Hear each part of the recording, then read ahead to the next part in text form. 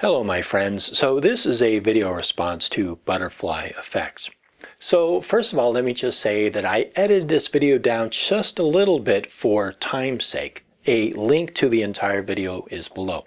So I want to give you my position. My position is that I apply Occam's Razor to find out the most logical conclusion to certain events.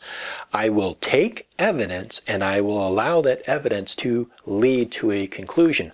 I will not start with a preconceived conclusion and then force evidence to fit it, as has been done in this video. Greetings YouTube, this is Buddafly FX, here with you again. Today, I need to do a video response to a fellow who calls himself Hellbound Heathen. I personally do not like that name because I don't believe in hell personally. However, he called himself this and I don't know his real name, so I'm going to have to refer to him as Hellbound Heathen as much as I dislike the name. You don't like my channel name? Well, tough shit. That's my channel name. We've had exchanges before. You know my name is LAILAH. If you want to call me LAILAH, do so. If not, then my channel name is Hellbound Heathen.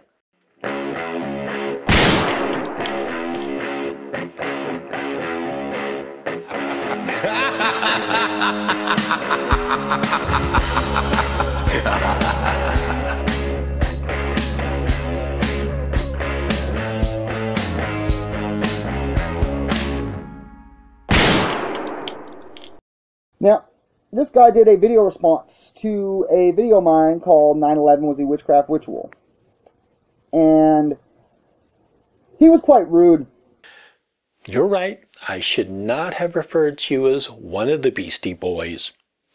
Vanilla Rice Krispie, Vanilla Killa, Unslim Shady, 50 Cent Short, or the plain white rapper.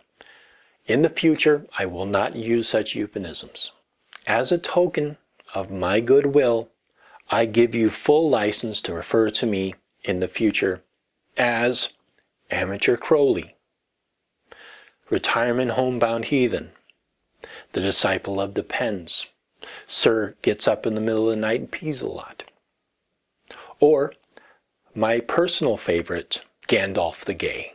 In his response, and I'll admit, in the past, I've done video responses to people that was quite rude, and I actually feel bad about it. I'm trying to be much more mature in my way of dealing with people. So, with that in consideration, as I do this video response, I'm going to do my best to be as mature and polite as I possibly can be, because I don't want to stoop to his level. Okay. Before you climb onto your high horse of moral superiority, let me just explain to you why I did a video response to you in the first place. You blamed the 9/11 events on witchcraft, and the evidence that you used to support your position was ley lines, numbers, and Masonic symbolism. So that is why I did a video response to your video. You don't understand that people like us who practice witchcraft can suffer real-world consequences because of superstitious fears that are spread like this. We can suffer socially and economically. And I feel bad about the way I have interacted with others in the past. It is something that the Lord has worked in my heart to change within me. So I'm going to be mature and responsible. I'm trying not to ridicule this guy. I would prefer you be responsible and mature and not make faulty allegations. Now, Mr. Hellbound Heathen, I want you to know that after I made that video, I actually did take the time to investigate. Investigate? So you mean to tell me that you carried out a systematic and formal inquiry and investigation into just the facts? If so, I look forward to seeing your discovery. To see whether or not anybody else had reached the same conclusions about 9/11 being a mass witchcraft ritual as I have. And I in fact did find a couple of the people. So because you found other idiots believing the same nonsense as you believe that that's an investigation? This is known as an Argumetum ad Populum, Latin for appeal to the people. It is a fallacious argument that concludes that a proposition is true because many or most people believe it. I am actually going to mostly read to you an article by one fellow who actually made a video series on this topic that's close to a dozen videos. I watched a lot of them and looked into it, and the information that he provides is extremely accurate. How do you know it's extremely accurate? Did you look into the facts? Did you conduct your own research? Or are you just taking this tinfoil hat wearing whack job at his word? So, I am not the only person who believes this. In fact, these other guys have put a lot more time and effort into studying this subject than I personally have.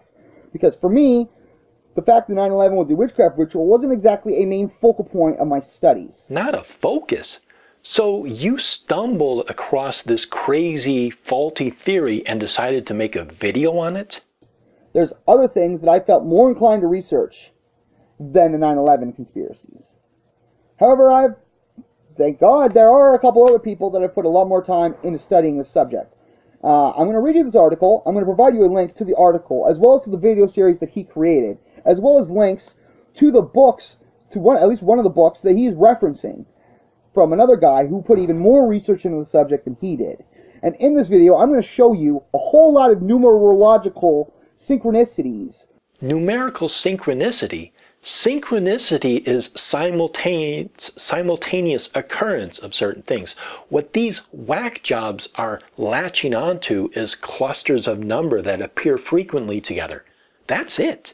That are there's just far too many of these numerological synchronicities surrounding the events of 9/11 to be written off as mere coincidence, or to be considered, or for it not to be an occult-based ritual. There are just far too many synchronicities, symbolic and numerological synchronicities, for this to not be a witchcraft ritual. So, because there's a frequent occurrence of certain numbers, you have come to the conclusion that it is a witchcraft or occult ritual. Okay? Now, this is going to be two videos. The first video is going to be around 9/11. Okay? My second video is actually going to be about Luciferianism and how witchcraft and all forms of occultism, including shamanism, yoga, etc., are all actually Luciferianism, whether or not they share all the exact ideologies as Luciferianism. They all share the same core underlying fundamentals and all used to be part of one religion. I am going to prove this in the second video. But for now, I'm going to focus on the 9/11 because that was the main focal point. That was the main focus of this response in the first place. So I am going to begin here by sharing, reading to you this article, as well as providing links in the description box. I'm then going to make the second video when I get the chance to do so. Now, Mr. Hellbound Heathen, I want you to attempt to prove to me that you actually care about the truth and aren't just a guy who wants to stroke his own ego by actually taking the time to investigate what I am sharing here before you go and regurgitate a response. I watched those videos. I also read the most shit book in the world. And I also explored all of those links, which are basically the same thing as that shit book. They're nothing but numbers and misquotes. So, yes, I care very greatly about the truth. But more importantly, I really despise these faulty allegations which lead people away from the actual truth. Before you respond, I want you to make sure that I've uploaded both of these videos and that you've actually taken the time to investigate the subject. If you don't do this, then I'm just going to ignore your videos and write you off as a person who's just trying to get involved in a linguistic cock measuring match or a spiritual cock measuring match. So that seems to be what you're doing. First of all, you don't get to dictate when and how I make video responses. And secondly, I'm not competing with you. I am disagreeing with your faulty conclusions, and I am trying to present you with proper evidence because you are an intelligent young man who has been misled by these tinfoil hat weirdo conspiracy theorists. I'm not judging your use of language, and I'm not judging your spiritual beliefs. The only thing that I am judging is your faulty conclusion that 9/11 was a witchcraft ritual. If you're a person that's more concerned about just being right than knowing the truth, you will prove to me that by not taking the time to actually investigate. Because that proves to me that all you care about is being right and not knowing the truth. So without any further ado, I'm going to read this article to you. Alright? As you can see, this is actually a thread on Reddit. Reddit? That's what you call an investigation? Reading Reddit? This is a few years old. It's archived now, so you can't really comment or vote on this article anymore. It's a very long thread. It's about 152 or 53 comments. I'm not going to read the whole thread. I'm just going to read the initial statement that this guy made. This guy also has a series of YouTube videos on the subject, which he provides links to, and I'll provide links to. I will follow a couple of these links that are provided in this initial part of the discussion. I won't follow everything. I will provide a link to this particular discussion here on Reddit, and you can come and read the thread yourself. I recommend doing so, especially if you can take the time to read through all of it, or a good portion of it. I read through a good portion of it, and there was a lot of relevant information. Relevant information? I would say this information is impractical and improbable. Shared not only by this fellow, but also by some of the people that were commenting on this thread as well. As I said, I'm not the only person that has discussed this. Also, I must add that there is way too much information associated with this particular subject to condense into one video or one thread. Okay? So that is why there are so many links and references provided in this discussion. I'll provide some of these links, and I recommend you actually take the time to investigate these series of videos. No, it's pretty much the same crap. It's all contrived garbage based on numbers, misquotes, and random symbolism. That I will link in the description, as well as articles. I will share as much as I can in as little time as I possibly can here on this video, because I don't really have the time to sit here all day. It's not the quantity of the evidence, it is the quality of the evidence. Collecting information to share in these videos. Okay, so this guy right here, he's been researching these anomalies for about 10 years now. And he is very, very sure and positive that there is a massive occult mega ritual that is involved around 9/11. Oh, well, he's very, very, very sure and positive that there was a mega ritual around 9/11. This is contrived garbage. This is made up crap. I agree. I believe this as well, for various different reasons. Although this guy's definitely studied this subject quite a bit more than I have. He provides a link here to the book where he got quite a bit of his information from, called The Most Dangerous Book in the World, 9/11 as a Mass Ritual. I will also provide a link to this. I'm also going to try to see if I can find a free PDF copy of this book. That if I can find, I will provide a link to the free PDF. But if not, you may have to actually go to Amazon and purchase it. There's a $7.99 ebook, as well as a $20 hard copy book of this man's book. Don't bother. It's the same contrived garbage that is in that Reddit post discussing this subject, which of course provides a lot more information than me or this guy are providing in this video. Okay, so without any further ado, I'm going to read this to you. Okay, so why are the flight numbers on 9/11 so important? 11, 175, 77, 93. What do they have to do with the wickedest man in the world, Aliester Crowley? Spoiler, you already told us. Numbers did it. If I ever had a doubt that the ritualistic nature of 9/11 and the sheer degree of planning that went into it, I couldn't be more convinced than I am now. The Twin Towers, the Twin Pillars of Hercules, the Gemini of astrology, Joachim and Boaz of Freemasonry, with the Solomon's Temple Building 7 accompanying them. Were they constructed with the foreknowledge that they would be brought down in a fiery sacrificial cataclysm? I believe so. So what does this have to do with the infamous Aliester Crowley? And what does the number 11 have to do with all of this? In Crowley's own words, the number 11 is the number of magic in itself, and therefore suitable to all types of operation. It is the sacred number par excellence of the new Aeon, the Aeon of Horus, Crowley's name for the new age, with himself as the prophet, of course. This quote is completely taken out of context. The number 11 in this context relates to the Kabbalah. He is speaking on the number of bell rings to use and why. He is speaking on why 11 rings should be used instead of 2, 3, or 12 rings. This is from the book Magic in Theory and Practice, Chapter 10, page 199 to 200, and all of my references and all my links are below. You can download this PDF and read it for yourself. In my next video, I will be discussing New Age, Luciferianism, and its roots. Okay? For now, I'm just going to keep reading this. What better way to start a mega ritual on the 11th day of September, 111 days before the end of the year, than to have Flight 11 crash into the tower on the 93rd floor? The significance of that number will become apparent if it isn't already. And the second plane, excuse me, Flight 175 would soon smash into the 77th floor of the other tower.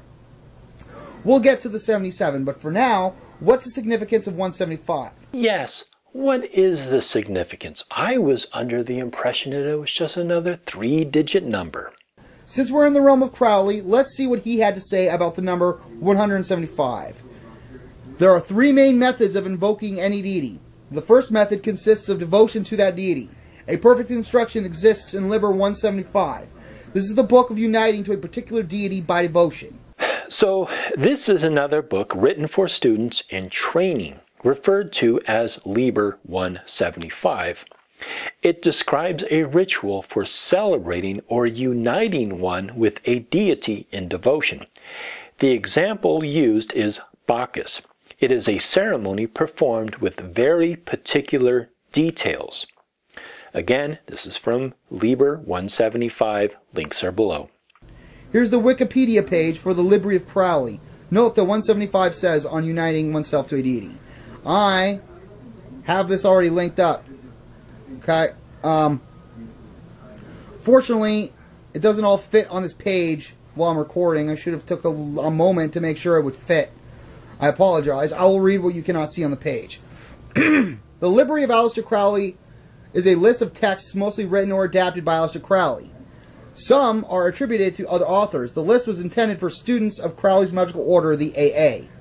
Publications of the AA divide themselves into 5 classes. Class A consists of books which may be changed, not so much as the style of the letter, that is, they represent the utterance of an adept entirely beyond the criticism of even the visible head of the organization. Class B consists of books or essays which are the result of ordinary scholarship, enlightened and earnest. Class C consists of a matter which is to be regarded rather as suggestive than anything else. Class D consists of the official rituals and instructions. Class E consists of a public announcements and broadsheets. Some publications are composite and pertain to more than one class. OTO documents are assigned to AA class. Okay, here's a list of the type of classes. It's a very, very extensive list. Okay, I'll provide a link to this page. You can come check this out a little bit more yourself. Okay? That is a link to all of the books, not just Liber 175. This was a syllabus for students to follow. That is why all of the books are numbered in sequence. Before you start to think it is getting way too esoteric, I'll give you 3 guesses as to which deity was being invoked, and the first 2 don't count. What the fuck? There is nothing connecting Liber 175, Flight 175, and the number 175. And if we allow ourselves to fall under this delusion that all numbers are related to books written by Crowley, why not 1 with Liber number 1, or 2 with Liber number 2, or the number 3 with Liber number 3, etc., etc.? So why is Liber 175 being cherry-picked by this tinfoil hat-wearing idiot? I'll tell you why. Because it fits his narrative to shift the blame onto the occult. Again, in Crowley's own words, I was not content to believe in a personal devil and serve him in the ordinary sense of the word. I wanted to get hold of him personally and become his chief of staff. This quote has nothing to do with Liber 175.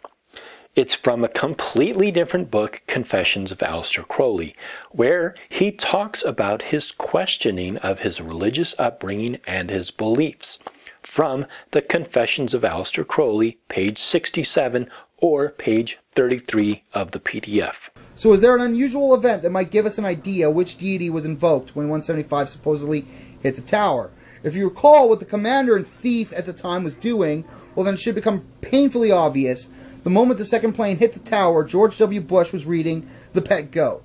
The interesting thing about this, the pet goat, is that the Bible refers to those who are not of God's children as goats, and those who are of God's children as sheep, separating the goats from the sheep. It is also pretty clear that the depiction of Baphomet is also has a goat's head, interestingly enough, and this symbol is oftentimes associated with Satan. I know many occultists will try to claim that that is not the case, that it is simply a depiction of the connection between man and nature. However, there are a lot more deep hidden meanings that are not necessarily... The symbol of Baphomet has nothing to do with this children's book about a goat. And even so, what does it have to do with Flight 175, Liber 175, and the number 175? Relayed to the public most of the time, okay? But I'm not going to go into detail on that because I'll be here forever if I just discuss goats, okay? The moment the second plane hit the tower, George W. Bush is reading The Pet Goat in Sarasota, Florida. Strangely enough, just 10 miles away from Venice, the location of the flight school Muhammad Atta and another hijacker trained at. What a coincidence. Wait, what did you just say? The location of the flight school Muhammad Atta and another hijacker trained at. What a coincidence. So you know the planes were hijacked. You just said the name of the hijacker. So you know the planes were not part of some kind of a witchcraft ritual or occult ritual. The reading of The Pet Goat was essentially a black mass, a satirical ceremony. Wait, what was it? Was it a ceremony based on Liber 175 or a black mass? A commander-in-chief that wouldn't leave his seat until the reading of the story about the pet goat was completed. Here's a quote from Crowley. I read this book that I may study the nature of my deity. This is a sentence taken from Liber 175, where Aliester Crowley is writing about the single focus of the student as they perform their devotion. A devotion that takes place privately in a circle with various trappings and symbols related to the deity in question. Okay? During which time hundreds of his fellow Americans were in harm's way, many of them meeting horrific ends as they burned alive or plunged to their deaths from the towers. Yet also he may deliberately practice cruelties. The section of a quote, which isn't even complete, conveys to the student that, and I'm going to paraphrase this, the student should understand the nature of the deity, where the particular deity manifests his love in that manner, as in the case of Kali and of Pan. Again, from Liber 175. Conjuring the image of the Tower Tarot card, all taking place in Paradise, the city of Sarasota's unofficial yet widely used nickname. Well, how about that? How about what? The Tarot card is only being thrown into this because the word tower is in it. This is literally just random things being slapped together to fit some kind of a narrative that this tinfoil hat wearing idiot believes happened. For those who are still unsure what deity was being invoked, here's an image that may give you a hint. That is simply an image of Baphomet. Okay. There is nothing linking Baphomet to this either. If you still think all of this is a stretch, hang on, it gets better or worse depending on how you look at it. A stretch? This takes false cause to astronomical proportions. LAILAH. Again, if you looked at the Liber, the group was called AA. It's a magical order. So, because American Airlines and Aliester Crowley's order both share the initials of AA, somehow they're linked together? There is no possible way any intelligent person can believe this crap. AA-77 was supposedly piloted by an individual who, according to one of his instructors, could not fly at all, and yet he was able to pull off an incredible stunt. And instead of attacking several more strategic points in the Pentagon, he just so happened to choose the very wing where the Department of Defense's accounting division was located. And conveniently enough, Donald Rumsfeld had announced the day before the attacks that they couldn't account for $2.3 trillion in transactions. The records of this and interest in this announcement all but disappeared after the attacks. Hey, I am with you there. That does sound a little suspicious to me, but that doesn't mean that it was a witchcraft ritual. Are you starting to see a pattern here? I mean, you are good at seeing patterns in things. Oh, just another amazing coincidence, right? Just coincidence. Is there significance to the number 77? You bet your occult deciphering ass there is. I like the way you worded that. Okay. All right. This is the end of part 1. So far, all of this evidence is just contrived bullshit. So hopefully he will provide some solid evidence. But right now, I'm not seeing anything. So thank you so much, and blessed be. Sir gets up in the middle of the night and pees a lot. Retirement homebound hell heathen. And secondly, I forgot my line. No, it's all pretty much the same. Secondly, so why is Lieber 175 being cherry-picked by this tinfoil hat-wearing delusional fucking idiot?